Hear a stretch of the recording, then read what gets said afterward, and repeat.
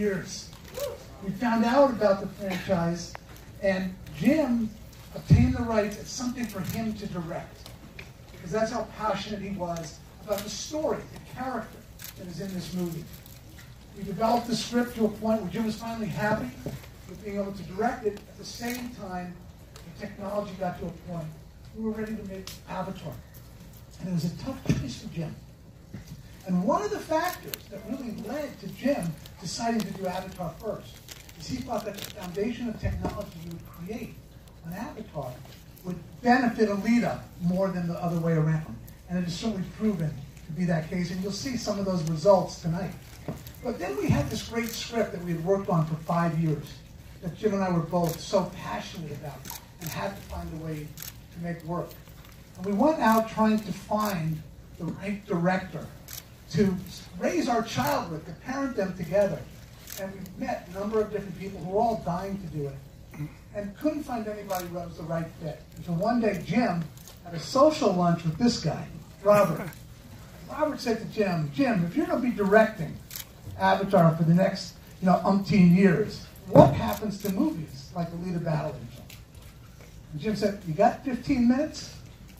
And he showed Robert some material from the movie, and he gave Robert Jim's way too long script and said, "If you could crack this, you can direct it." And we could think of no better partner to have gone through this process with than Robert Rodriguez. Robert? What a thrill that was. Just as a fan, just to say, what happens to movies like Battle Angel? Because I'd heard about it. When I first heard you'd gotten the rights, I looked it up, and I saw the material. I didn't go any further because I wanted to be surprised by the movie. I didn't go dig into it. But I knew if Jim was going to option something and make it that wasn't originally his, there had to be something really powerful about the material that would have even attracted him. So that excited me about it. But when he showed me his script and his artwork, this was something that he had actually put a lot of work, more work into than I had thought. He was ready to go shoot this. And to take the script and go try to figure out a way to hone it down, it was about 180 pages, and make it manageable. I didn't even know if I could. I thought this was such just as a fanboy, just excited to be able to possibly see a Jim Cameron movie that would not exist if I didn't go and hopefully make this. So when we put it together, they loved the script. I stayed very true to what he had written. I didn't want to go change a lot of it because it was so clearly written by writer-director Jim Cameron. And you could see what attracted it to him. A very powerful human story at the core of it, surrounded by spectacle in the way that he tells a story.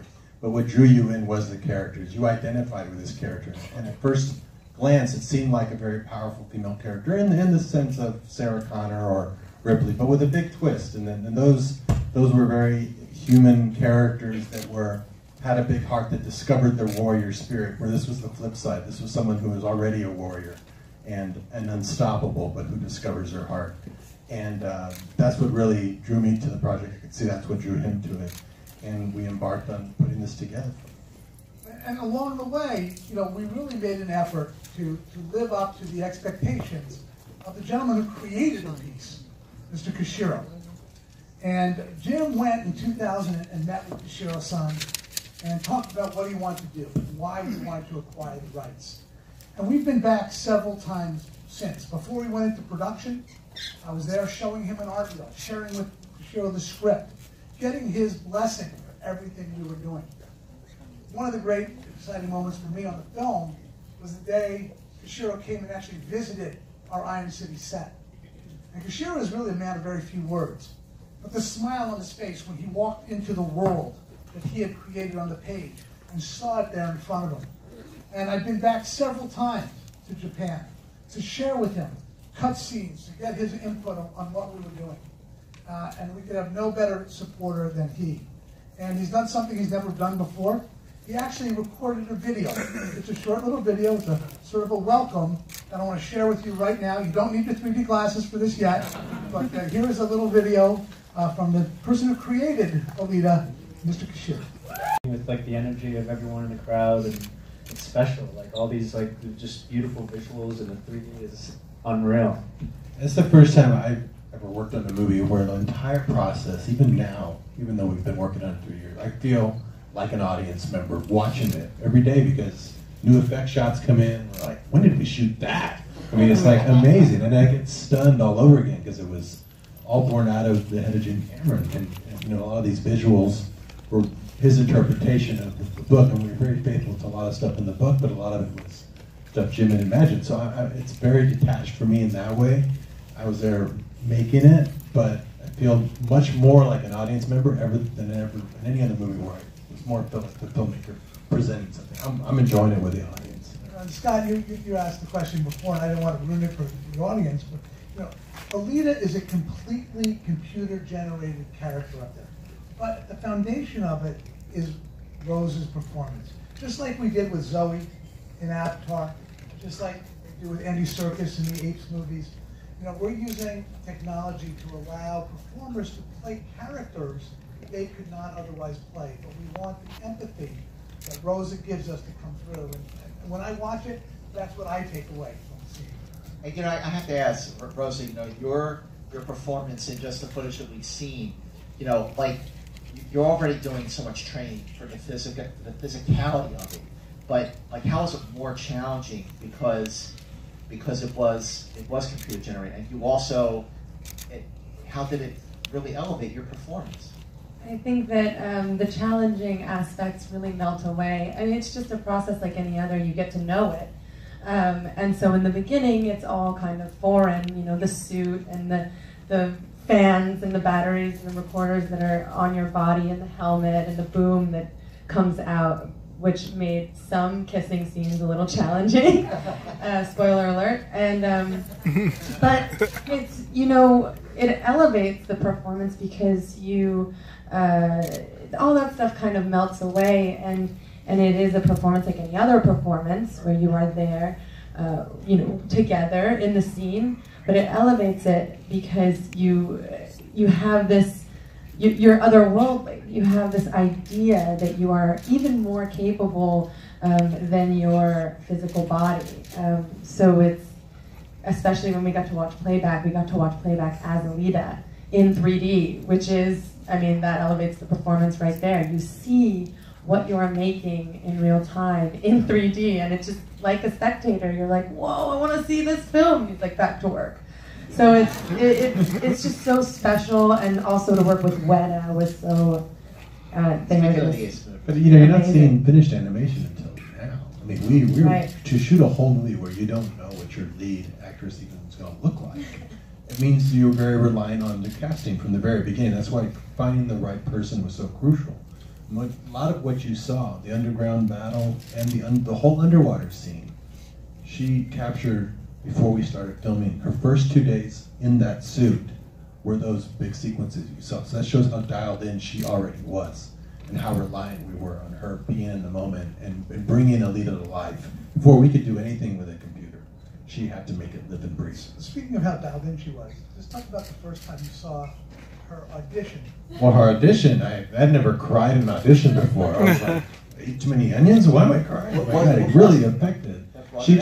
She did, I give sort of several scenes throughout the movie to show the arc. And there was just something about how she played it that just was Alita. And you always hope that somebody will just walk in the door. Jim and I had many conversations like, you know, we may not find the right person. This is a pretty tall order. And I was so excited, I called him up and said, you know, we still got a long way to go. It's early in the process, but this person's really special. I don't have to watch the tape, because sometimes somebody does something in the room and it doesn't register on film, which is really where it needs to count. And vice versa. Somebody might not impress you in a room, but it really works on tape. No, tape, same thing. I played the tape back, I was crying. Sent it to Jim, he was crying. So we thought, this is obviously the right person. But we went through the process and did screen tests. And it was, and she just, something about her, and you see it in every frame of this, really comes through. And he talks about performance capture, but it really is capturing the performance, because whenever we see an effect shot, we always go back to what Rosa did. We're matching every nuance of her performance. So for me, it's really unique to see everything that she did on the set and the takes we selected, but a different person now is performing them, but exactly like her. So it's her, but it's a new person. So to create someone that photorealistic that's new means it just goes away, and now you're just watching the character. So it all comes down to Jim's original script, the story, the character. That's what the most spectacular part of the story is. Yeah, in terms of training, you know, physically and emotionally, team, like what kind of physical preparation did you do, and what sort of action heroes did you were you sort of inspired by when playing Hugo? Well, to start with what you ended with, there's a moment, there's just a look that we needed to get in one of the scenes, and Robert called me in the Video Village, and he was like, "This is the face that you need," and he showed me Escape from New York, and he showed me this one look of Snake Plissken looking around, his hair kind of like whiffs to the side, and you just see pure like urgency and horror in his eyes. So that was definitely something that I tried to go for. Obviously, tried. But as far as physicality and stuff like that, I got to work with Garrett Warren, who was the stunt coordinator, works with John on Avatar, and we did a lot of boxing training and a lot of just regular workout regimen training and stuff like that. But yeah. In terms of the story, so Alita is a cyborg, and of course, I'm thinking of how long James Cameron had sort of been working on the project, developing it, doing the screenplay. And John, do you feel like in some ways it brought you in full circle, doing a movie about a cyborg? Look, I think in many ways, when you look back at Terminator, it's a movie that had a cyborg at its core. And I think what people have to remember, number one, about a cyborg is an augmented human. These are not robots. And, in Alita, that's very true. And, the movie takes place, Kishiro said it in a place that he called Iron City. Iron City is a melting pot of all societies from around the world that after a great war gather there. And they augment themselves to try and fit into the society to have a purpose with becoming a cyborg. But in Jim's thematically, it's about machines not taking over humanity. It's about allowing humanity to come through even in these cyborgs. And it goes back to that journey of self-discovery for Alita, and that she is really someone who finds within her the ability to be human and to feel. And that's a great message for all people from everywhere. And when Jim does a movie, his themes are universal themes.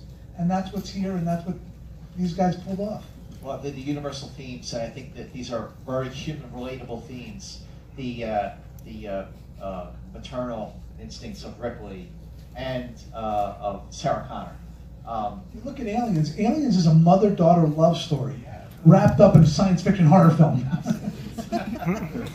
Robert, you're when you make a movie, you're really hands-on, wearing a lot of hats: writer, producing, directing, editing, composing, craft services, you name it. So, what was it like to take on a movie of this scale, working with John, working with James, and Rita? I mean, it's massive.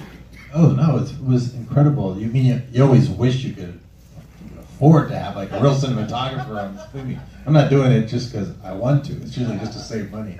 So in a production like this, though, you need collaborators that are just always. I enjoy working with people that are just much better than me. I learn a lot more because I've done the job. I understand at a level that when we talk, we can start here rather than me asking them, what does a light do? So we can take it a lot further. And it was just so much more technology and so much more to handle on this, that to have someone like Bill Pope, who shot The Matrix and Baby Driver, being your DP, I'll gladly let him take that job. I'll learn from him. Having Steve Rifkin, who edited Avatar, edit the movie.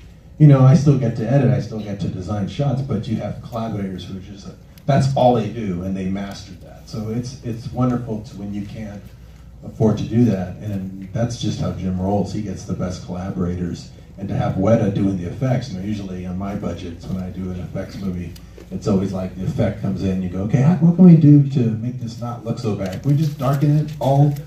Where here, you get the Weta stuff back, and you're just like, oh my God, keep going, guy, because they've set the bar so high for themselves. There's very little to say except, wow, and maybe can you maybe just change that one? Everything else is fantastic. So it's a whole different level. And this week you were out in Tarzana with Duncan? Oh yeah, and I'll compose my music, because usually when you're over budget on a movie, the first place you take money from is the music department. So by the end of the movie, I'm like, oh, I guess I'm the composer again.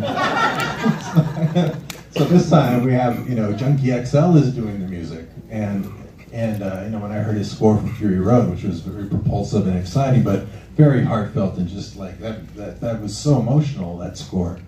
I thought that was the good mix of Alita. She's the battle angel, but she's also got an extreme heart, and it's very heart forward, the whole movie. And being able to work with him has just been fantastic. But I want to take questions from the audience. I know you got it. I know you got one. You're first. Nice and loud, please. Hi, I'm one of the people that have been waiting for this movie for almost 20 years. Thank you.